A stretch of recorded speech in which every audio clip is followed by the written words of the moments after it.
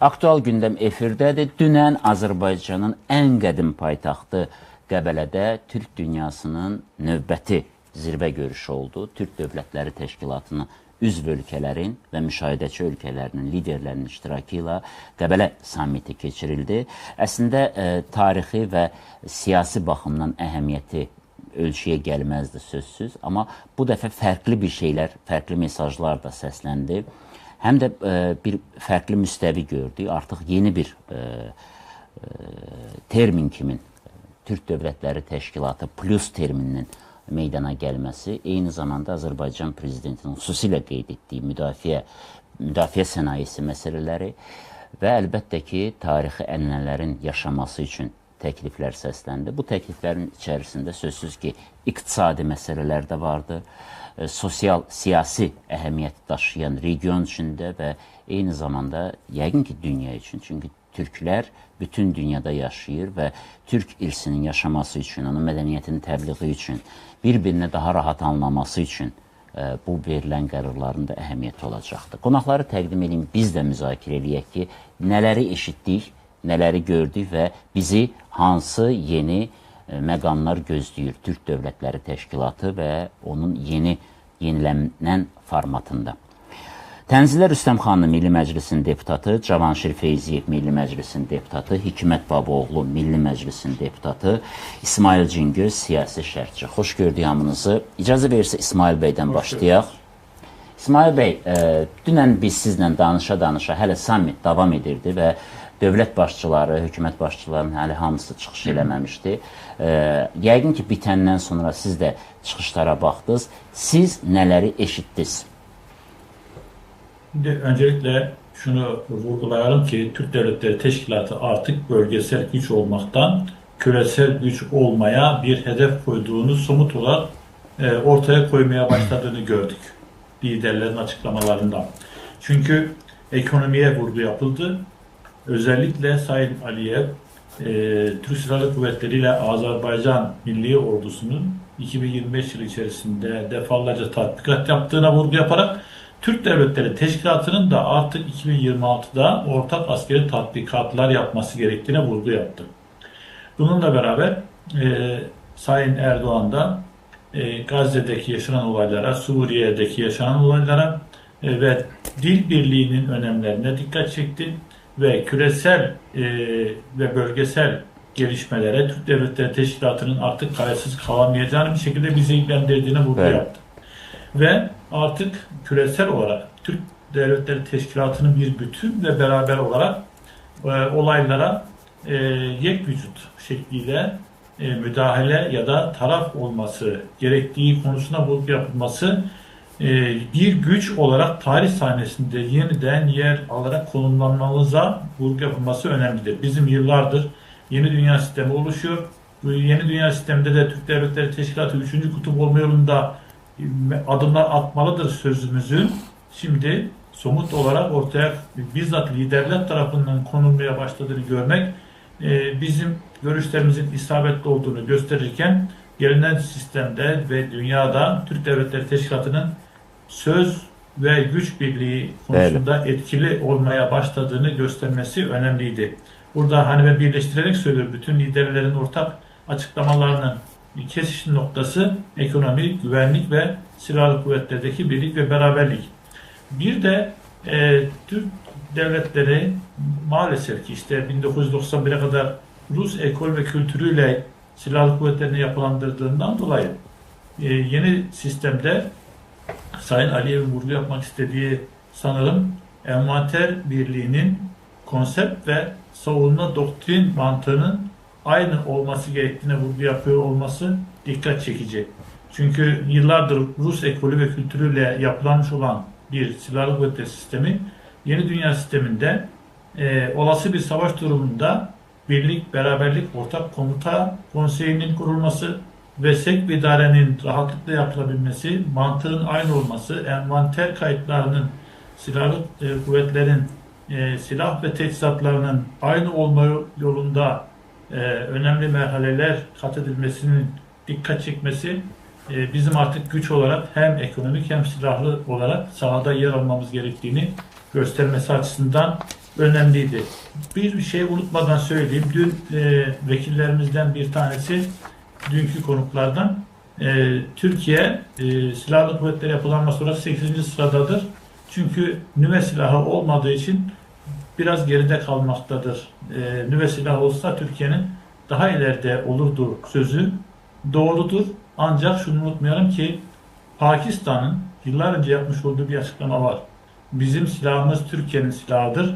Kimse zannetmesin ki Türkiye'nin nüve silahı yoktur. Bizim nüve silahımız Türkiye'nin nüve silahıdır sözü burada bize güç veriyor.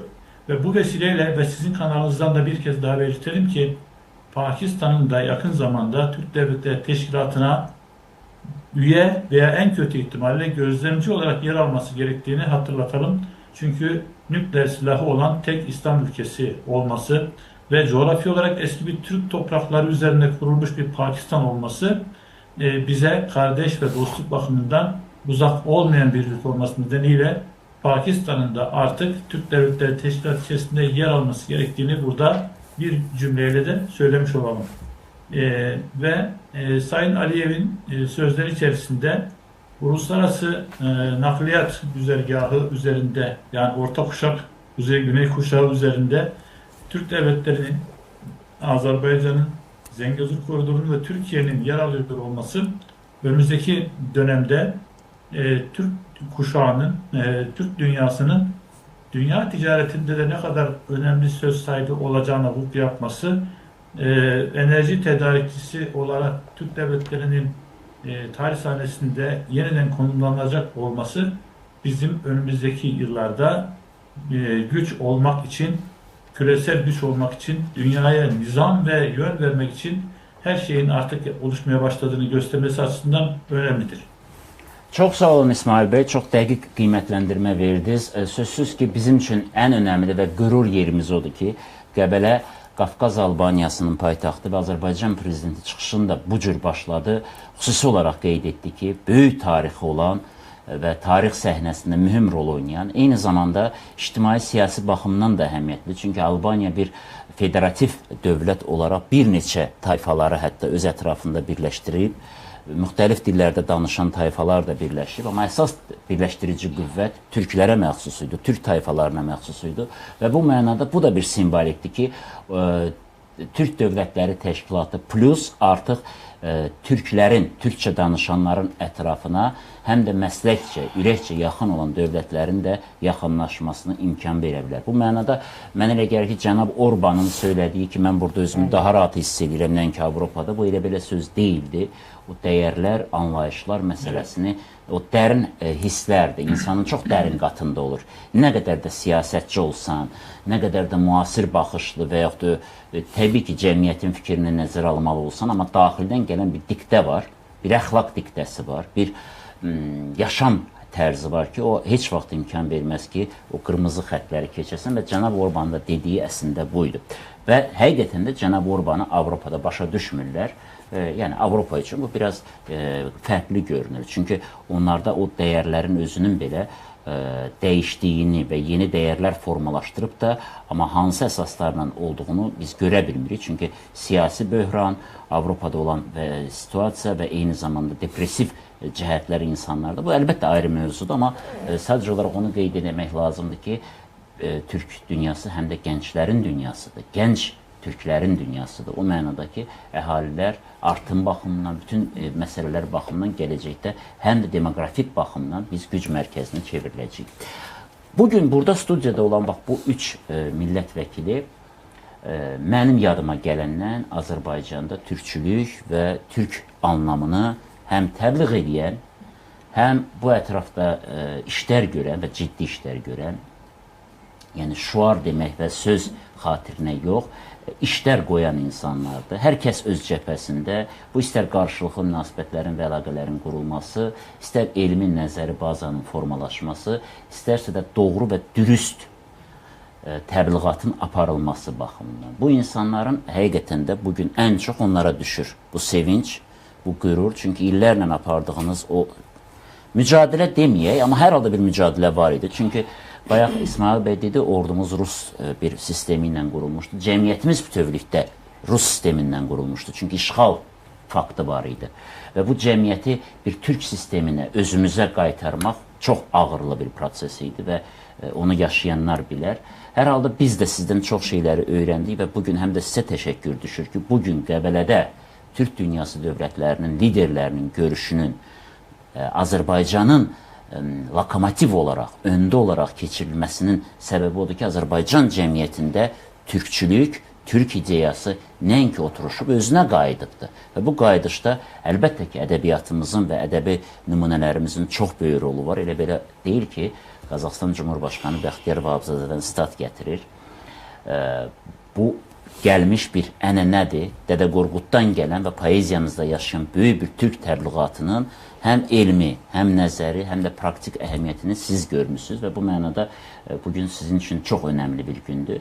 Və bilirəm deyəcək sözləriniz çoxdur, amma icazə verirsinizsə bir bölgü aparım.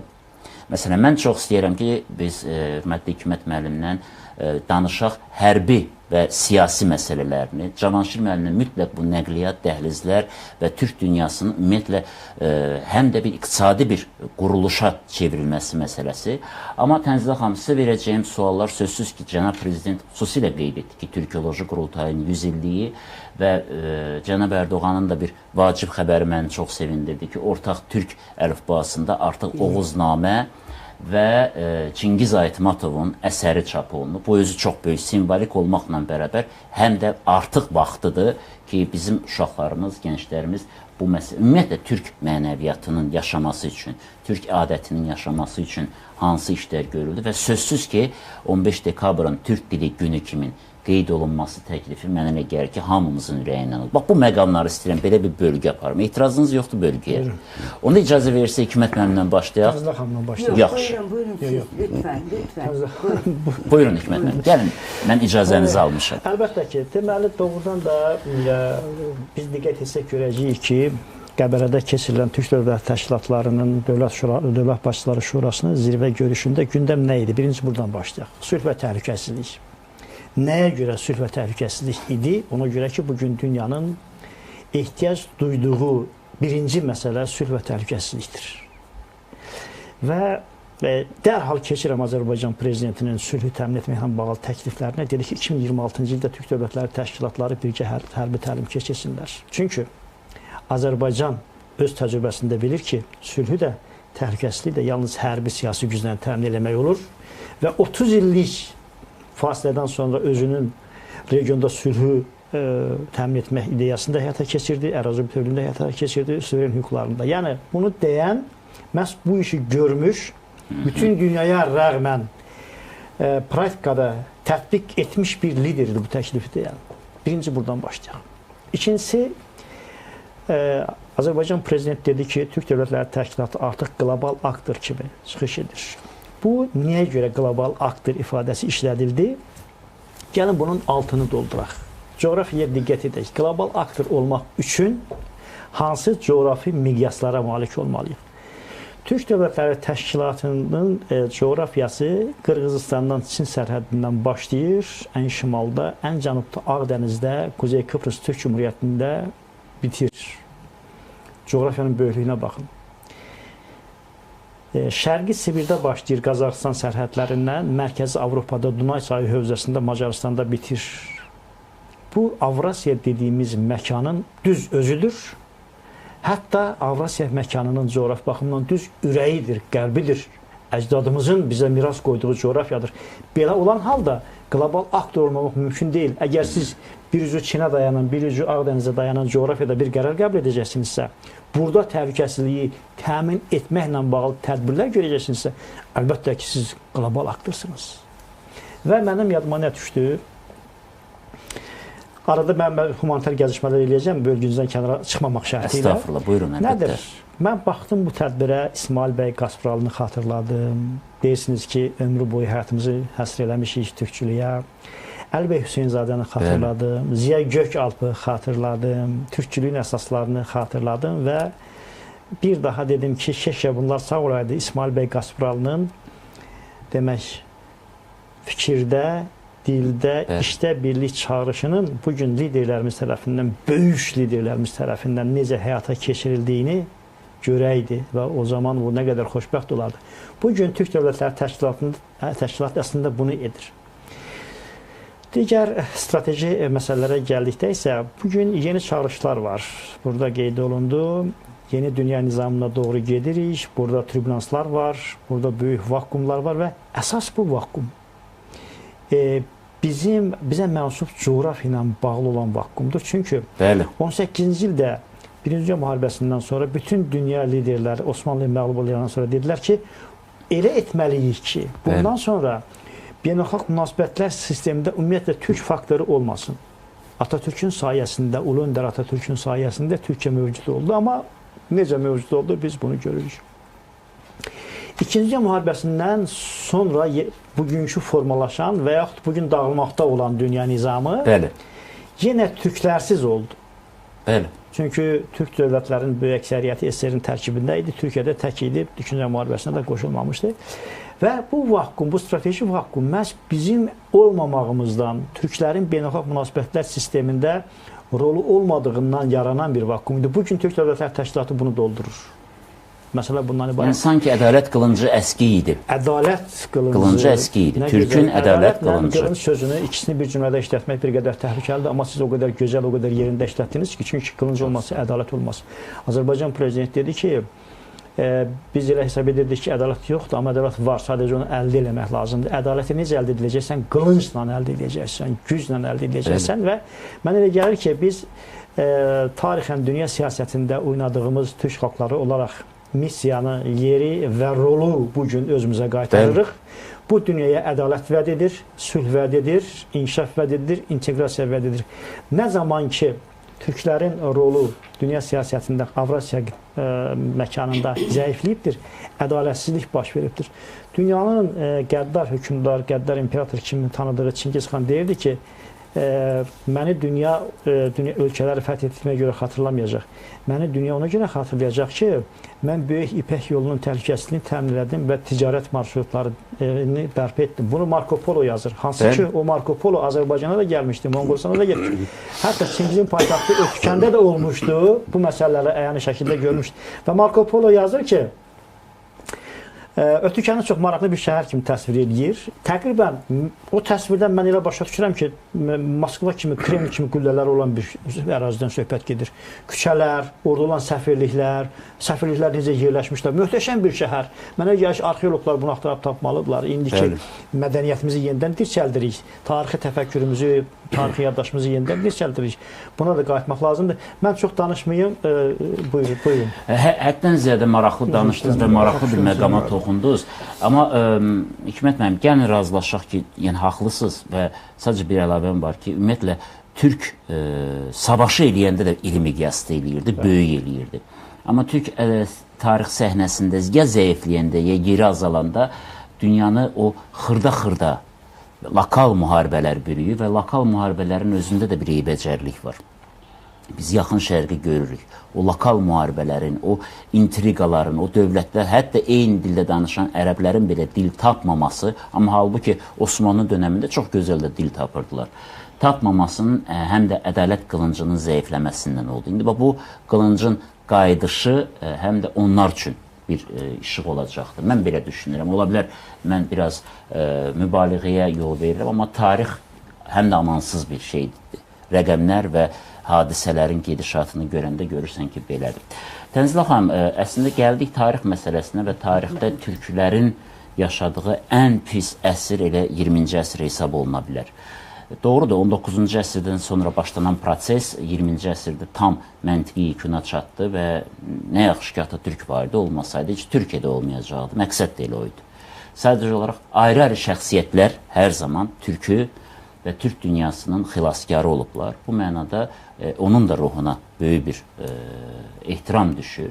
Həm də bizim cumhuriyyətimizi quran babalarımızın da, çünki müsəlman şərqində ilk demokratik türk dövlətini quran şəxslərdir. Onların da ideallarında bu var idi. Sözsüz ki, bütün bunların bir tarixi konspekti ilə bərabər yaşaması üçün mücahidlər olubdur. Mən istəyirəm elə bu mücahidlərdən başlayaq. Amma icazə verirsə bir dəqiqəlik reklam fasiləsindən sonra birbaşa sizin çıxışınıza başlayaq.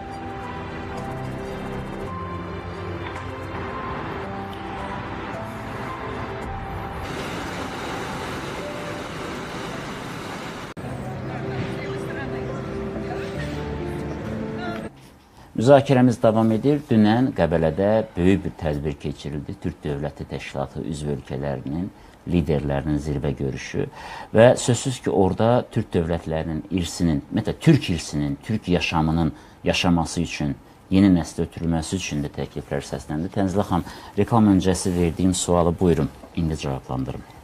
İlk öncə Elçin bəy, sizə bir təşəkkür edeyim. Tamaşaçılarımız da eşitsin.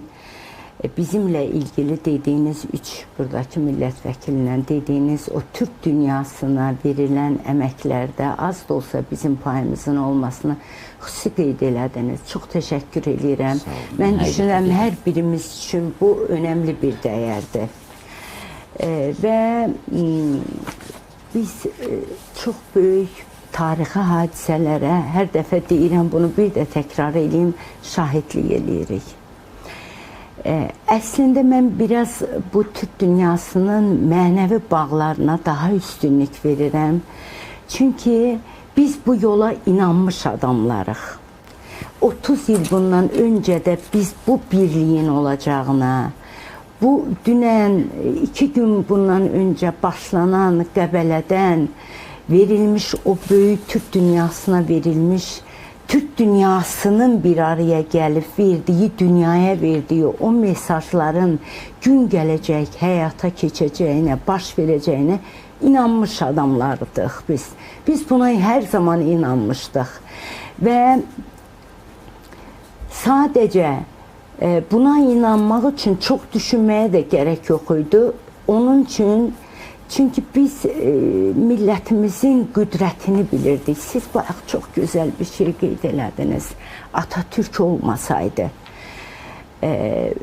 əlbəttə Osmanlı çox böyük bir Türk imperiyası idi, böyük devlətimizdir. O da bizim devlətimizdir. Əlbəttə. Amma Atatürk bütün dünyanın birləşərək Türkiyəni o bölgədə yox etmək və türkləri silib süpürüb dənizə tökmək amacının qarşısında duran böyük bir şəxsiyyətdir. Ona görə Atatürk sadəcə türklərin deyil, Türkiyəli türklərin deyil, Atatürk dünya türklərinin bir milli lideri və dəyəridir. Baxın, bugün baş verən hadisələr siyasi iradədən o qədər çox asılıdır. Biz bunu bu dəfə gördük. İndi yaşayırıq o prosesləri. Əlbəttə millət öz içində milli kimliyinə sahib çıxan o məfkürəni bu millət yaşadıb. Əgər o yaşatmasaydı, o əlaqələr millətin könlündə qurulmasaydı, zamanla Türkiyə-Azərbaycan ilişkilərində körpü olan insanlar olub. Bayaq qeyd elədiniz, Bəxtiyar Vahabzadənin şeirini əgər Qazaxıstanın Cumhurbaşqanı deyirsə, deməli bu yola gələn, bu birliyə gələn yolda bizim Azərbaycanın və Türk dünyasının, Türkiyənin də o cümlədən böyük düşünürlərinin, aydınlarının xidməti var. Yəni nə dedi? Demək istədiyim odur ki, bu mənəvi körpülər quruldu. O körpüləri quran insanları da biz hər zaman gərək sayğı ilə anaq və bugün əslində Türk Dövlətlər Təşkilatı sadəcə əməkdaşlıq edən təşkilatlar konumundan çıxıb dünyanın qlobal, geosiyasi bir bölgədə yaranmış, amma artıq qlobal bir gücə çevrilmiş güc mərkəzinə çevrilib. Siyasi güc mərkəzinə çevrilib, iqtisadi güc mərkəzinə çevrilib, mənəvi güc mərkəzinə çevrilib. Bu artıq o qədər aydın görünən bir məsələdir. Və əlbəttə buna cəsarətlə, çox böyük iradə nümayiş elətdirən, qürurla burada qeyd eləyirəm, Azərbaycanın prezidenti, cənab prezidentimiz İlham Əliyevdir. İlham Əliyevin əməyi bu təşkilatın yaranmasında, onun yüksələn xəttlə inkişaf etməsində çox böyükdür. Azərbaycan bu bölgədə ona öncüllük etdi. Baxın, Türkmənistanın bura gəlişi və belə üst düzeydə, bu qədər üst səviyyədə təmsil olunması, mən düşünürəm bu Azərbaycanın xidmətidir. Azərbaycan və Türkmənistan arasında olan o güclü bağların qurulmasında Azərbaycan prezidentinin çox böyük xidməti var. Çünki Türkmənistan hər zaman ehtiyatla yanaşıb. Bax, özlərinə Oğuz boyundan deyilir. Bizimlə eyni boydandılar. Bunu demələrinə rəğmən Türk dünyasına hər zaman məsafəli olublar. Amma Azərbaycanla ilişkilərə çox önəm verirlər və Azərbaycanın bu ortaya qoyduğu cəsarətli siyasi iradə Macaristanı belə baxın, bura gətirə bilir. Bayaq məncə Hikmət müəllim qeyd elədi, ya siz dediniz Pakistanın burada qonağımız qeyd edir İsmail bəy, Pakistanın burada təmsil. Pakistanlılar zaten özlərinə deyirlər ki, biz Qəznəvilərin evladlarıyıq. Onlar türklüklərinin fərqindədir. Macarlar deyirlər ki, biz Atilla'nın torunlarıyıq. Onlar fərqindədir. Bax, bütün bunlar hamısı milli ruhun, Türk milli ruhunun diri tutulmasından keçir. Cənab Prezidentimiz o qədər önəmli məsələlər, mənim yadımdadır, 2009-cu ildə Milli Məclisdə çıxışında da yol xəritəsini, bu Türk Dövlətlər Təşkilatının yarananda bugünə gələcəyi məsafənin yol xəritəsini çizmişdi öz çıxışında. İndi əlbəttə bugün bu orada verilən mesajlardan siz də qeyd elədiyiniz önəmli məsələlərdən biri ortaq dilimizdir. Ortaq mədəniyyətimizin yaranması, ortaq tariximizin yaranması, ortaq o bizi edən o köklərimizin haqqında kitabların yayılması. Bax, mən sizə Türkiyəni, Türk dünyasının hər bölgəsində olan birisi kimi deyirəm. Azərbaycan şairləri ən yaxın dili bizə yaxın olan Türkiyəmizdə belə yetərincə tanınmır. Bilirsiniz niyə? Şeirləri tərcümə oluna bilmir türkçəsinə. Çox zor, rəhmətli Yavuz Bilənd Bakilər, Bəxtiyar müəllim niyə çox bilinir? Bəxtiyar müəllimin şeirlərini Yavuz Bilənd Bakilər 30 il bundan qabaq tərcüməsinə başlanmışdı. Ədəbi əsərlərimiz, Azərbaycanın nə qədər güclü yazıçıları var. Gedin Türkiyənin kitabxanalarında görün bir dənə Azərbaycanın. Mən də axtarmışam, mağazinlərdə. İnanın, Dostoyevskinin əsərlərini hər yerdə tapa bilərsiniz. Tolstoy, Dostoyevski çoxdur. Hamısı hər yerdə. Rus təbliğatı orada çox güclüdür. Çox güclüdür. Bilirsiniz niyə? Rusların özləri o qədər maraqlıdır ki, əsərlərinin tərcümə olunub orada yayılmasına. Kimi dindirsən, 10 nəfərdən 5-i Rus ədəbiyyatını çox yaxşı bilir. Amma Azərbaycanın o qədər gözəl əsərləri var. Sadəcə bugünü demirəm. Azərbaycanın Bəxtiyar Vahabzadədən başqa da şairləri, yazıçıları var. Niyə bilinməsin, niyə tanınmasın? Hələ bu bizim Türkiyədə. Özbəkistanda nə qədər tanınırıq, Türkmənistanda nə qədər bilir. Bax, bütün bunların olması üçün ortaq dilimiz çox önəmlidir. Mən öz millətimə deyirəm, Azərbaycan xalqının o bəzən Türkiyə türkçəsində bir cümlə işlədəndə az qala topla tüfənglə gəlirlər üstümüzə ki, niyə bunlar dilimizə başqa dillərdən sözlər qatırlar? Azərbaycan dilində o qədər farsın, ərəbin sözü var, rusun sözü var.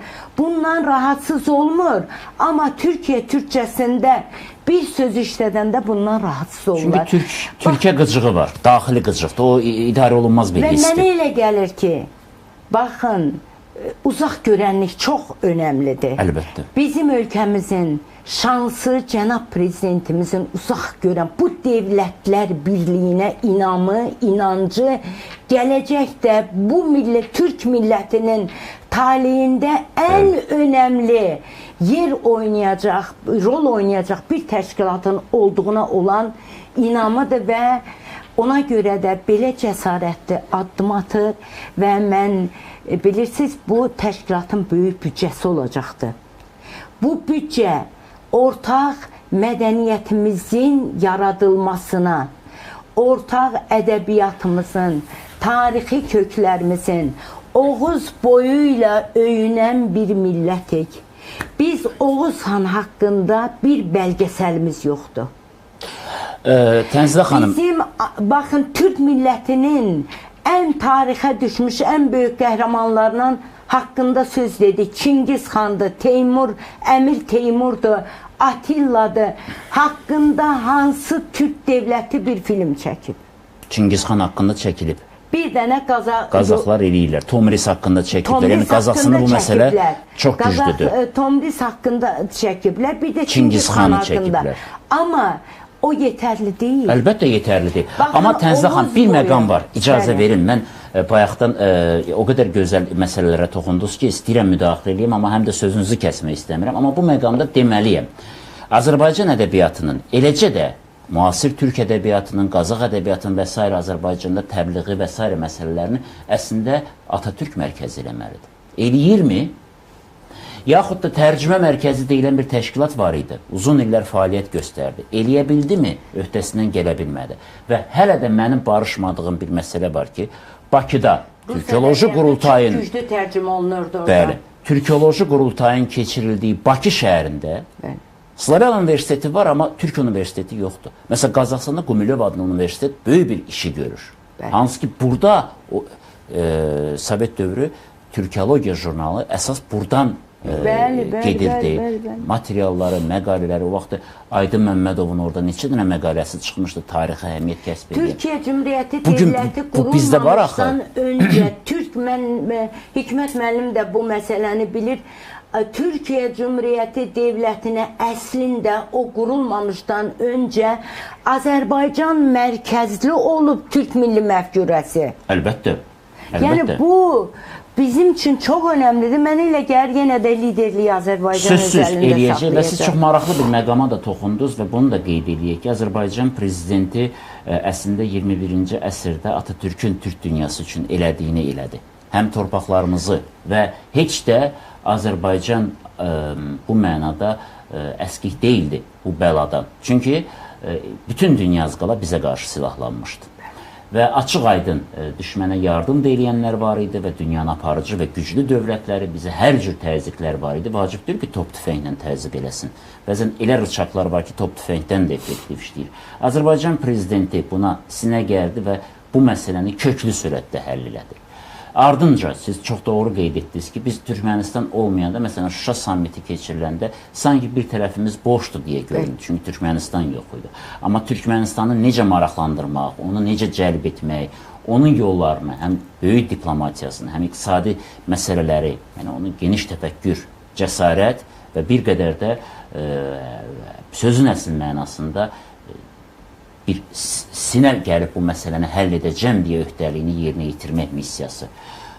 Və bununla bitmir. Macarıstanın gəlməsini siz qeyd elədiniz, amma Türkmənistanla bərabər Özbəkistan da çox ehtiyatla rəftar edir. Amma bugün Şəvkət Mirzoyev az qala öz evinə gəlir Azərbaycana gələndə, Türk dünyası təşkilatına gələndə. Amma vaxtilə Özbəkistan belə deyildi. Və bunu eləyən Azərbaycan prezidentidir.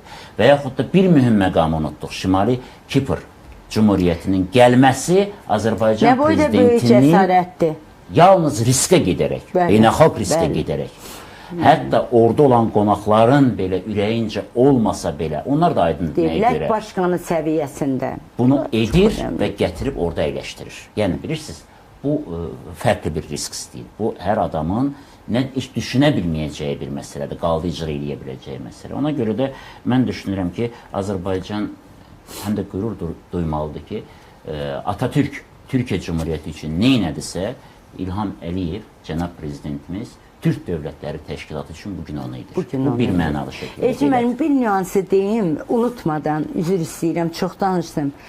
Hikmət müəllim 2006-cı il idi.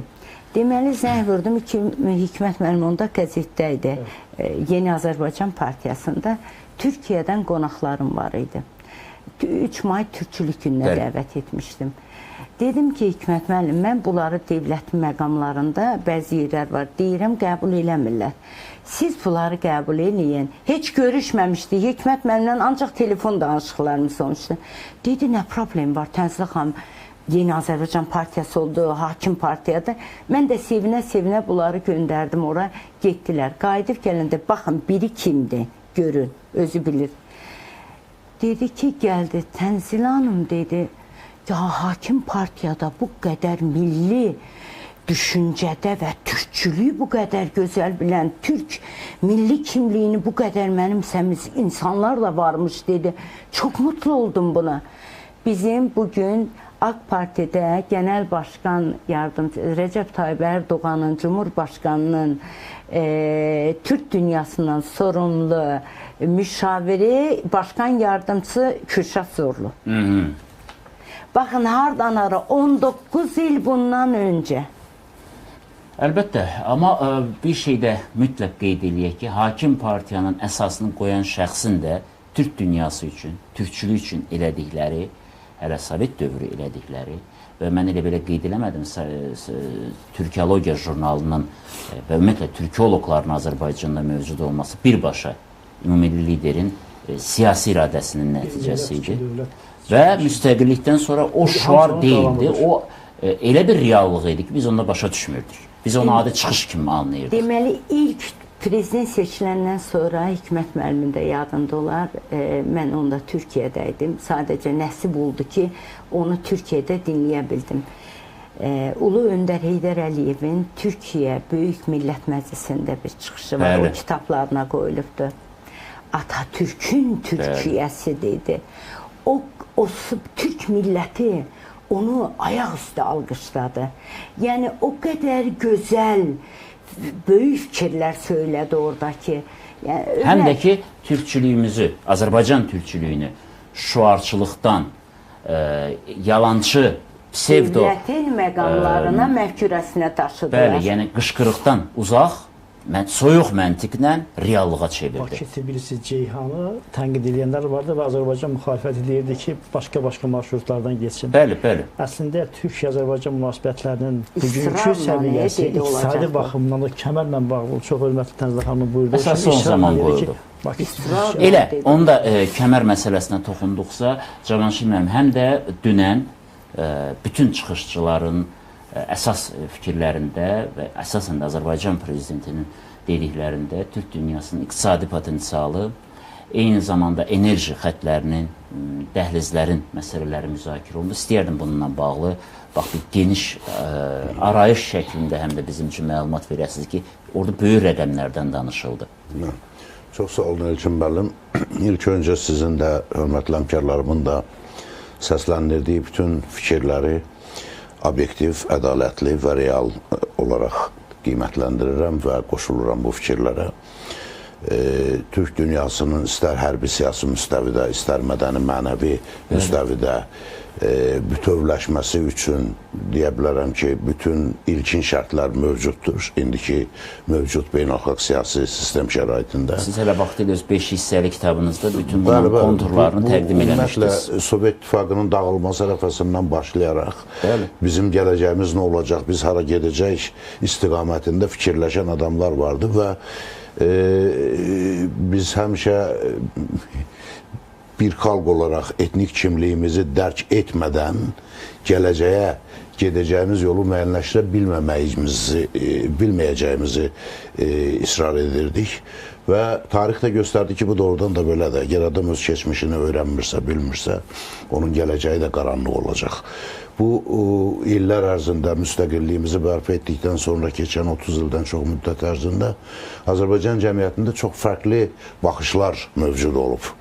Və eyni zamanda müxtəlif güc mərkəzlərinin də Azərbaycan cəmiyyətində apardığı fərqli istiqamətlər olub, fərqli ideologiyaları, yad ideologiyaları irəlilətməyə çalışıblar və bunun axarına düşüb fikir söyləyənlər də olub. Amma əlbəttə tarix doğrudan da çox güclü bir amildir və bizim 1000 illik tariximizdən gələn o mənəvi birlik, hətta dövlətlər çox fərqli olsa da, hətta dilimiz belə çox fərqli olsa da, müxtəlif türk etnik qrupları müxtəlif coğrafiyalarda zamanla diferensiyasiyaya uğrayıb, dili dəyişib, bəzən hətta baxın, Macarlar indi məsələn türkçə danışmırlar ki, amma əslən türkdülər. Və bu kimi şeylərə baxmayaraq, bu mənəvi birlik bizi qoruyub saxlayıb. Yəni nüvəsini, türklüyün nüvəsi xalqlar tərəfindən qorunub saxlanılıb. Devlətlərin hansı istiqamətdə siyasət yürütməsindən asılı olmayaraq. Hətta əksinə parçalamaq, dağıtmaq, unutturmaq siyasətini. Sovet İttifaqı türkləri parçalamağa yönəlik bir siyasət aparırdı. Amma türk xalqları bu mənəvi birliyi qoruyub saxladı öz daxilində. Və ona görə biz bugün çox rahat şəkildə türk birliyindən, bircə gələcəyimizdən danışa bilirik. Amma bu gələcəyi qurmaq üçün əlbəttə müəyyən keçilməli yollar və addımlar vardı. 92-ci ildən başlayan türk dilli ölkələrin ölkə başçılarının zirvə görüşü adlanırdı o zaman bu tədbirlər. Həmin tədbirlərdən 2009-cu ilin Naxçıvan sazişinə biz gəlib çıxdıq. Yəni, Türk Əməkdaşlıq Şurasının yaranmasına. Türk Əməkdaşlıq Şurasından 2021-ci ildə Türk Dövlətləri Təşkilatına gəlib çıxdıq. Bu da bilavasitə bütün Türk coğrafiyasında mövcud olan ən böyük problemin, yəni Qarabağ probleminin həll olunması ilə bağlı idi. Ki, bu problem aradan qalxan kimi Türk xalqları, Türk dövlətləri yeni bir mərhələyə qədəm qoymuş oldu və bu da Türk Dövlətləri Təşkilatının yaranması ilə özünü göstərdi. İndi Türk Dövlətləri Təşkilatının özü də keçid mərhələsidir bizim gələcəyə baxışımızda. Bu təşkilat keçid mərhələsi şəklində özünü ifadə eləyir. Və biz hesab edirik ki, Türk dövlətləri Avrasiyanın cənub qurşağında yerləşən və özəyini təşkil edən coğrafiyada Türk dövlətləri birliyini yaratmalıdır. Bu həm siyasi, iqtisadi, hərbi, mədəni birlik olmaqla dünyanın bir güc mərkəzi şəklində öz mövqeyini ortaya qoymalıdır. Vahid siyasi platformadan çıxış etməlidir. Vahid iqtisadi məkan yaradılmalıdır. Vahid mədəni, humanitar məkan yaradılmalıdır. Bir məqam var. Mən istəyirəm bu tərəfini mütləq aydınlıq gətirək. Biz iqtisadi imkanlar dedikdə, Türkiyənin iqtisadi imkanı nədir? Azərbaycanın nədir? Qazaxıstanın nədir? Özbəkistanın nədir? Və birlikdə onlar nələri eləyə bilərlər? Hətta Macarıstanın nədir? Yəni, az bilgimiz var, sözün doğrusu Macarıstanın iqtisadi potensialı. Bir bunun müqayisəli təhlilini istəyərdim. Bir də orada müdafiə məsələləri varsa, hərbi cəhətdən biz, bayaq dünən biz bunu bir müzakirəmiz oldu. İsmail bəy onu toxundu ki, Türk ordusu hansı yerdədir? Burada digər ordularda heç də zəif deyil, nə Özbəkistan, nə Qazaxıstan. Mən istəyərdim belə bir qiymətləndirmə də müqayisəli şəkildə aparasınız. Biz bu mövzularla bağlı çox saylı araşdırmalar həm oxumuşuq, həm aparmışıq.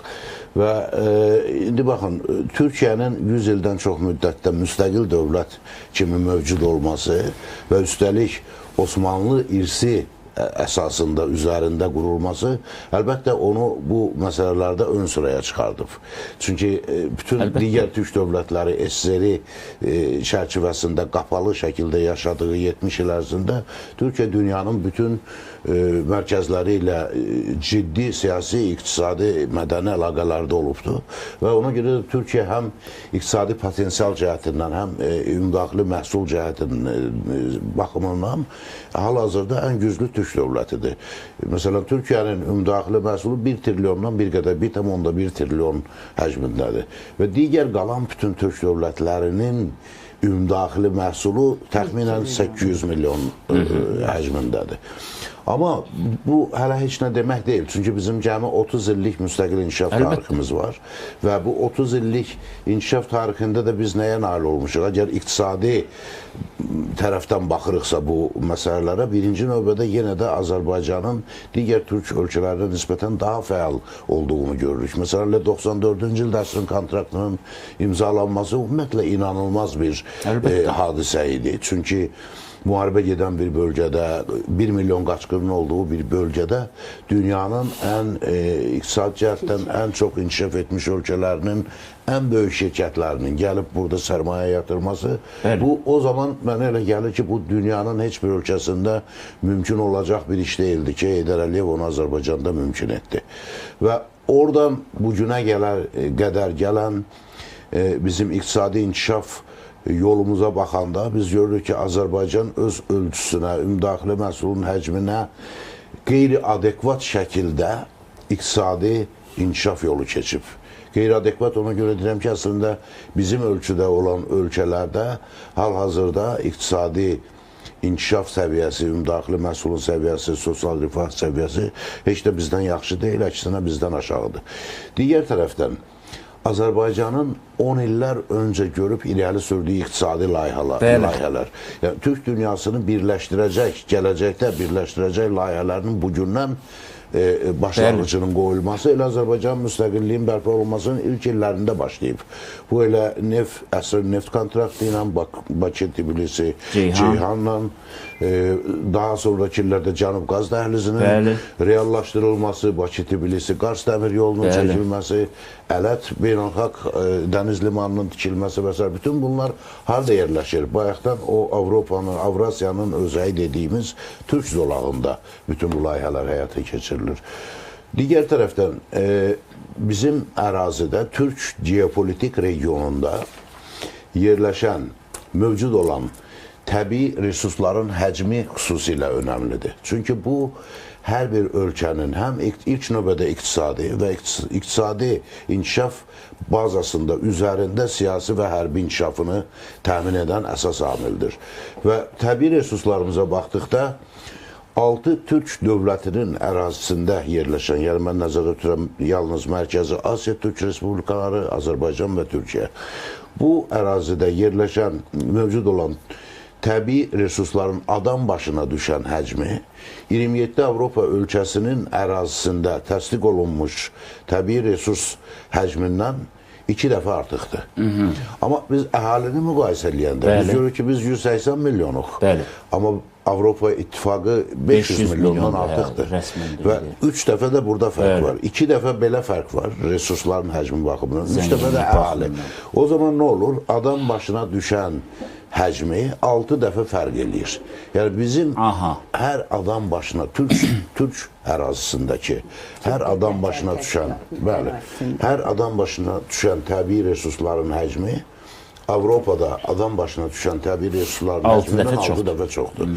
İndi biz növbəti sual qarşıya çıxır. Bu təbii resurslardan nə dərəcədə maksimum faydalanmaq? Yəni bunun işlədilməsi, daşınması kimi böyük işlər durur. Bəli, və üstəlik burada bir bölgü məsələsi də var. Əgər bizim neft kontraktlarının tarixinə baxsaq, bizim neft müqavilələrinin ilk illərində Azərbaycanın gəliri cəmi 25% təşkil edirdi. Və digər 75% beynəlxalq transmilli şirkətlərin idi. Amma zamanla yenə də dövlətin apardığı məqsədə yönlü siyasət nəticəsində bu tam tərsinə dəyişdi. 75-25 Azərbaycanın xeyrinə. Deməli ki, bu resursların istismar olunmasında bizim çatışmayan elmi, texnoloji nailiyyətlərimizdir. Bax, bu istiqamətdə... Zamanın tələbi var idi o vaxtda. Şübhəsiz. Həm də ki, o sərmayə qoyulmalı idi. Azərbaycanın pulu yox idi sərmayə qoyulsun. Sərmayə yox idi, o bir tərəfdən. Digər tərəfdən, bu elmi, texnoloji vasitələrin cəlb olunması da xərc tələb edir. O da sərmayədir də, Cavanşir müəllim, nə fərqi var ki? Təkcə buruq qazmaq deyil ki, o alimin işi, hələ onun satışının qurulması özü texnologiyadır. Biz öz gəlirimizi bölüşməli oluruq onlarla. Bəli, elədir. Bu normal bir şeydir. Bəzən tələb çox sərt olur və biz o dediyim kimi, ilk illərdəki kimi gəlirimizin çox hissəsini bölüşməli oluruq. Amma bugünkü dövrümüzdə, müasir dövrümüzdə artıq 30 ildən çox, 30 il ərzində əslində yeni Türk dövlətləri nə etdilər? Öz müstəqilliklərini hər biri bacardığı qədər möhkəmləndirdi. Qazaxıstan öz ərazisində, Qırğızistan öz ərazisində, Azərbaycan ərazisində. İndi bu mərhələdən sonraki dövrdə çox böyük, möhtəşəm işlər durur qabaqda. Elmi texnoloji inqilab, 4-cü sənaye inqilabından danışılır, amma bu inqilab harada baş verir? Yenə də Avropada və Amerikada baş verir. Ona görə və belə elmi texnoloji biliklərin üstünlük qazanması üçün nə lazımdır? Elm. Elmin Azərbaycanda, ümumiyyətlə, Türk dövlətləri ərazisində təmərküzləşdirilməsi bizim sonraki iqtisadi inkişafımız üçün çox böyük təkan olacaq. Bu, ən vacib amil budur. Qalan hissələrdə insanların qarşılıqlı şəkildə hərəkət sərbəstliyi bütün Türk arealında, gələcəkdə valyutanın sərbəst hərəkəti bütün ərazilərdə və hətta ola bilər ki, vahid valyutaya keçid. İqtisadi məkan olmadan, vahid iqtisadi məkan olmadan biz Türk dövlətlərinin tam siyasi, hərbi birliyindən danışa bilmərik. Hər bir şeyin əsasında iqtisadi güc dayanır. Bunu dəfələrlə cənab prezident öz çıxışlarında qeyd edib. Biz əlbəttə mədəni birliyimiz üçün xüsusi bir səylər, illər gözləmək, 10 illər gözləmək, xüsusi bir bilmirəm, heç ağla gəlməyən layihələr həyata keçirməyə ehtiyac yoxdur. Çünki biz zaten tarix olaraq da, dil olaraq da, mədəniyyət olaraq da, din olaraq da birik. Amma bu birlik sadəcə 70 il ərzində o qədər parçalanmış vəziyyətdə qalmışıq ki, bunlar yavaş-yavaş məhz o vahid iqtisadi məkanın yaranması ilə, insanların hərəkətinin sərbəstləşməsi ilə, mal və əmtəənin hərəkətinin sərbəstləşməsi ilə bu dil birliyi də, din birliyi də, mədəniyyət birliyi də, adət-ənənə birliyi də öz yerini qayıdıb tutacaq. Amma bunu etmək üçün əlbəttə çox böyük iqtisadi layihələrin həyata keçirilməsinə var, ehtiyac var və bu elm əsasında olmalıdır. Cavanşir müəllim, burada elm tərəfi ilə %100 razıyam. Amma bir iradə ilə bərabər o bayaq Hikmət müəllim Çingizxanla bağlı Mark Polonun səfirməmsə xatirələr, yəni yazılarının əsasında dedi ki, mən özümü İpək yolunun ən böyük keşikçisi sayıram. Tarixən türklər məhz ona görə İpək yolu buradan keçib ki, etibarlı olublar. Sözünə də, əməlinə də və həmişə də şimal və cənub dəhlizləri o vaxt olubdur. Amma həmişə etibarsız və təhlükəli olubdur. Yalnız türkün, bax o ədalət qılıncı və verdiyi vəd, söz, qılınc qədər kəsərli söz İpək yoluna etibarlı eləyib. Bugün də həmən gündür. Yenə dəhlizlər, yenə nəqliyyat və əlbəttə ki, türkün bax bu qətiyyəti. Və bir məsələni də mütləq icazə verirsə deyim, bu məqamda önəmlidir ki, Qarabağ Şərqi Zəngəzurun tikildiyi bir dövrdə biz Kahramanmaraşa əl uzatmağı unutmadıq. Türkiyə zəlzələdən əziyyət çəkdiyi bir dövrdə Qarabağda, Şərqi Zəngəzurda tikintidə əl uzatmağı unutmadı. Və Türk Dövlətləri Birliyinin, həm də mənəvi birliyi onun hər birinin Qarabağda, Şərqi Zəngəzurda tikdiyi bir ocaq oldu. Bir daşı daş üstə qoyarsan, Türk dünyası olar şuarını bax yerindəcə yerinə yetirdilər. Biz davam elətdirəcək bir fasiləmiz var.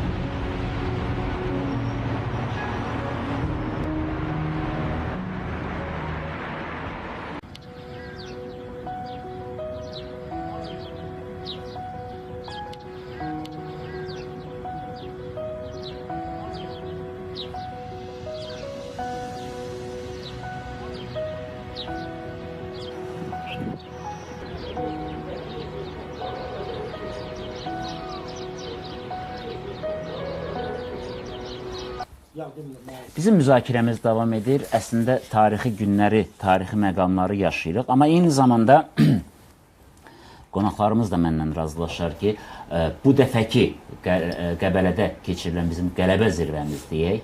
Çünki həqiqətən də Türk dünyası üçün də böyük bir qələbə idi. Həm sıralarımızın dəqiq o müəyyənləşməsi, həm də inkişaf baxımından söhbət plus formatının, yəni yeni ölkələrin cəlb olunması, əsas məsələlərin də Qəbələdə qəbul olunmuş yekun bəyannamədə öz əksini tapması baxımından böyük irəliləyiş hesab olunmalıdır. Və bu həm də romantikadan uzaq, daha realist və gələcəyə hesablanmış, eyni zamanda gələcəyin çağırışlarının dəqiq ifadə eləyən bir sammit oldu. Türkiyə Cumhuriyyətinin Cumhurbaşqanı süni intellekt və onun bizim həyatımızdakı yerində Türk dünyasında hansı rolu oynaya biləcəyini, hər bir cumhuriyyətin inkişafında hansı rolu oynaya biləcəyi məsələsinin toxunması, eyni zamanda yeni texnologiyalarla baxım. Mən bayaq Cavanşir müəllimin əslində o sualı vermişdim ki, birimizin təbii ehtiyatımız var, birimizin böyük bazarı var, birimiz, məsələn, Türkiyə çox böyük istehsalçı dövlətdir və öz təbii ehtiyatları az olsun, amma istehsal sənaye baxımından istər hərbi, istər elə mülki və s. yəni bütün məsələlərdə liderdir və kifayət qədər də işləri var. Eyni zamanda Özbəkistan həm böyük bazardır, həm kənd təsərrüfatı baxımından çox zəngin və gələcəyi olan bir ölkədir. Ehtiyatları ilə bərabər ən əsas məsələ odur ki, orada rəqəmsal texnologiyalara çox ciddi sərmayə qoyuluşu və yeni ideyaların həyata keçirilməsi istiqamətində. Yeri gəlmişkən Qırğızstanda da bu tendensiya var. Qazaxıstanda biz bayaqdan söyləyirik, öz təbii ehtiyatları həm karbohidrogen, həm mineral ehtiyatları ilə zəngindir. Amma eyni zamanda Qazaxıstan həmişə Sovet dövründə bir çox elmi sahələrin mərkəzi olubdur. Eləcə də kimya və fizika və sahəsində və bugün çox təsadüfi deyil ki, Harvard, Cambridge və digər dünya şöhrətli universitetlərdə ən çox dövlət təqaüd sistemi ilə təhsil alan Qazax tələbələridir. Çünki o potensial və eyni zamanda elmi ənənə var və bu yaşayır. Bu mənada bizim bir çox şeyimiz var ki, paylaşa bilərik, bölüşə bilərik və bölüşməliyik. Bax, bu sammitdə həm də o üfüqlər dəqiq müəyyənləşdi.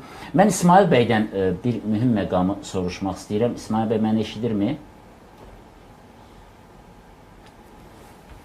Aha, İsmail bəylə deyəsən rabitəmiz alınmadı.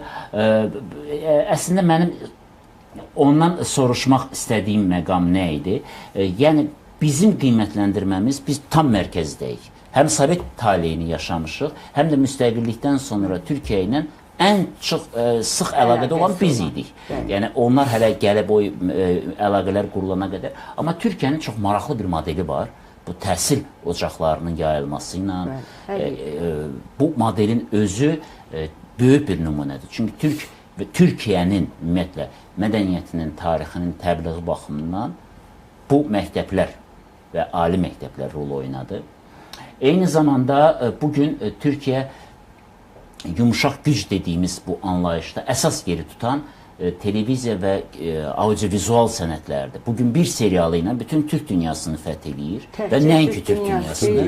Rusiyanı türkləşdirirsə, Avropaya Türkün səsini çatdırırsa, bu özü və bunu məişət dramlarında biz həmişə sabun köpüyü deyirik, o səviyyədə yox, tarixi kontekstdə çatdırırsa və orada biz Toğrulu görürüksə, orada Türk tarixini, Türk iradəsini, Türk əxlaqını görürüksə, əyani şəkildə nümunələrlə görürüksə, bax bu Türkiyənin təbliğatında çox böyük bir məqamdır. Bu mənada mən düşünürəm ki, məsəl üçün Özbəkistanda Azərbaycan mədəniyyətini təbliğ etməyə bəlkə də ehtiyac yox, çünki bizdən yaxşı bilirlər və çox sevirlər. Çox sevirlər. Amma Qazaxstanda fərqlidir və yaxud da Türkiyənin özündə belə elə bölgələr var ki, bizi çox gözəl tanıyır. Məsələn, Qars, İğdır, Hikmət mənim tez-tez gedir Qarsa və mənim sözümü təsdiqləyər. Amma məsəl üçün, elə bölgələr var ki, hələ bizim mədəniyyətimizin nümunələri gedib çatmayıb. Demək, bu əlaqələrin qurulmasında biz həm də müasir informasiya texnologiyalarından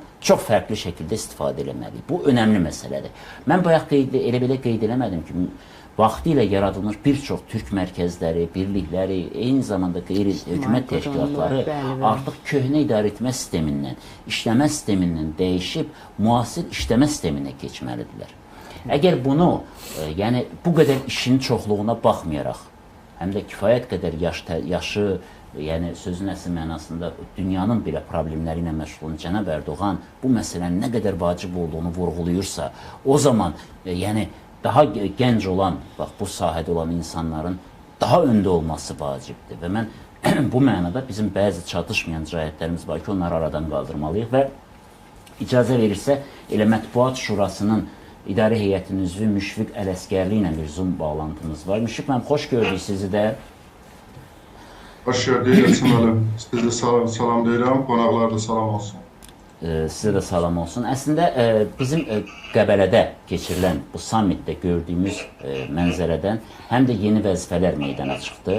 Azərbaycan prezidentinin Türkoloji Qurultayının 100 illiyi ilə bağlı dediyi məqam, eyni zamanda cənab Ərdoğanın ortaq türk əlifbası ilə buraxılan kitab və ümumiyyətlə bu ideyanın yayılması istiqamətində bir çox görüləcək işlər var. Bu görüləcək işlərdə istər media, ənənəvi media, istərsə də sosial medianın böyük rolu var. Amma bir çox məqamlarda biz tam da bu rolu həyata keçirə bilmirik. Məsələn, Azərbaycan Türkiyə ilə çox yaxın, sıx media münasibətləri formalaşıbdır. Azərbaycanın Özbəkistanla artıq formalaşır və bizim elə Baku TV-yə də Özbəkistanın informasiya sahəsində öz sözünü demiş, televiziya rəhbərinin gəlişi, digər media nümayəndələrinin gəlişi və bu yaxınlarda Özbəkistanla birlikdə böyük tədbirin keçirilməsi media sahəsində böyük addım idi. Amma Qazaxstan var, Qırğızistan var, elə Türkiyənin özündə elə bölgələr var. Maşallah, Türkiyə böyük bir dövlətdir və ərazi, coğrafi baxımdan da hər yerdə bu türk gerçəkliyinin çatdırılması və unutmayaq ki, məsələ təkcə müstəqil dövlətlərdən, yəni məsələ ondan bitmir. Bizim Rusiyada, Gürcüstanda, İranda və digər ölkələrdə yaşayan türklərə çatdıracaq sözümüz məhz informasiya texnologiyaları vasitələri ilə olmalıdır. Nələr etməliymiş mən? Buyurun. Təşəkkür edirəm, Elçin müəllim. Əslində media işinin qurulması, informasiya, kommunikasiya işinin qurulması Türk Dövlətlər Təşkilatı modeli üçün ən vacib komponentlərdən biridir və zaten bu məsələ nəzərə alınıbdır. Yəni, təşkilatın bu yeni formata keçirilməsindən sonra media ilə iş sahəsinə çox ciddi şəkildə önəm verilir. Bilirsiniz ki, hələ 2021-ci ildə Türk Dövlətlər Təşkilatı tərkibində ilkin model olaraq Azərbaycan-Türkiyə media platforması yaradılmışdır.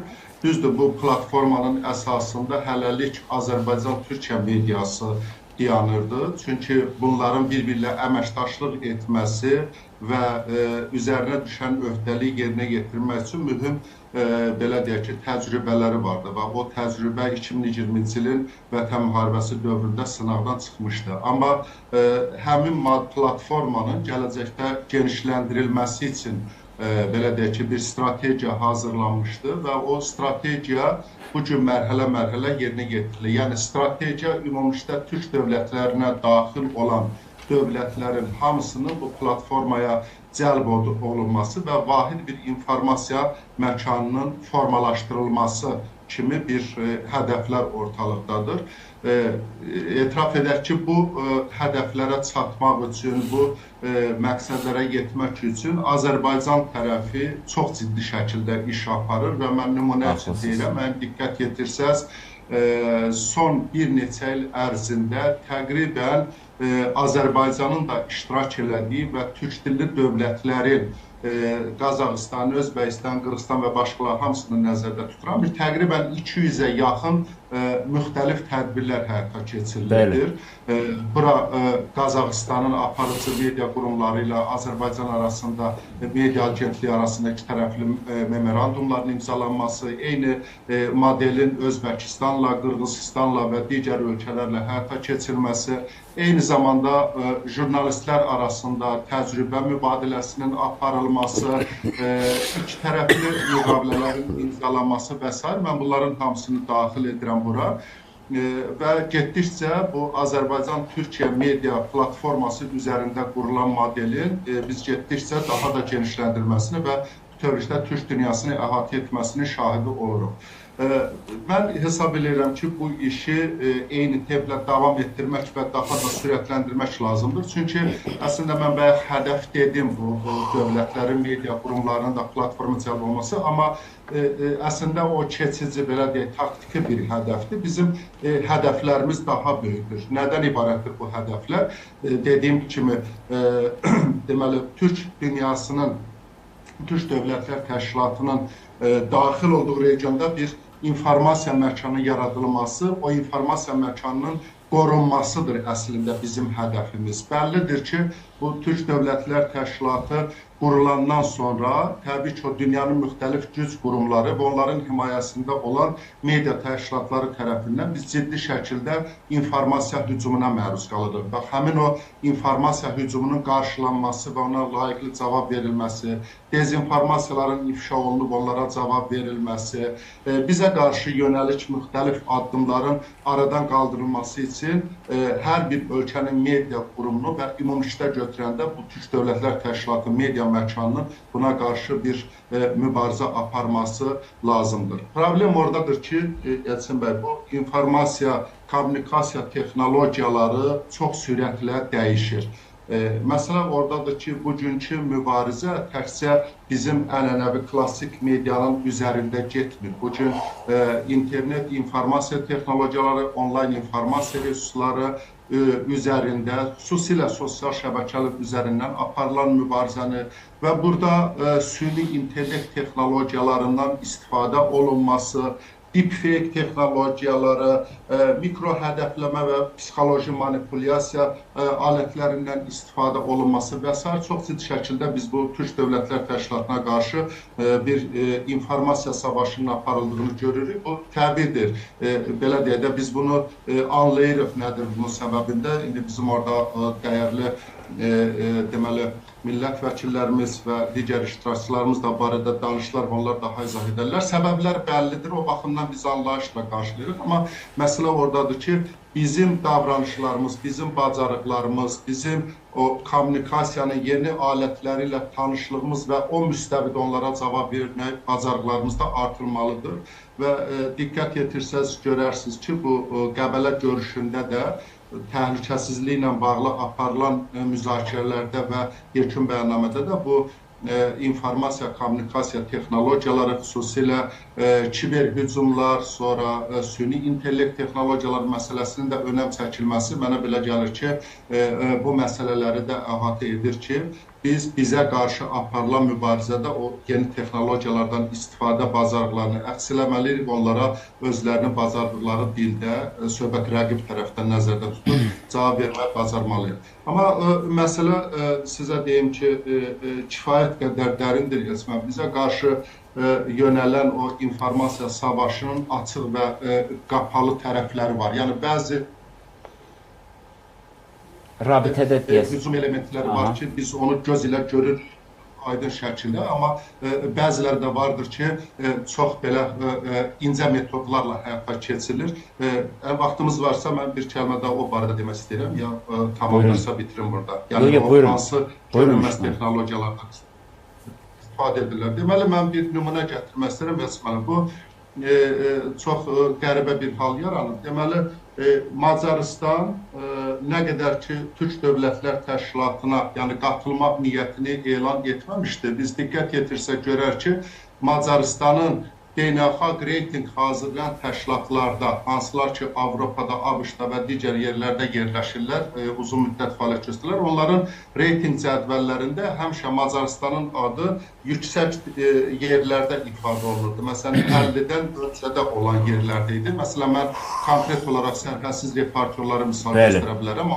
Media ilə bağlı, o demokratik göstəricilə bağlı 50-dən öndə idi. Amma Macarıstanın Türk Dövlətlər Təşkilatında iştirak meyillərini ifadə etməsinə və addımlar atmasından sonraki dövrə baxsaq, görək ki, məsələn, konkret mən nümunə deyirəm, sərhədsiz reportyorların reyting cədvəllərində Macarıstanın sonu, deməli, yeri sona doğru çəkilərək 100-cü pillələrdə yerləşdirib. Təqribən bir 50 pillə yer dəyişmə var.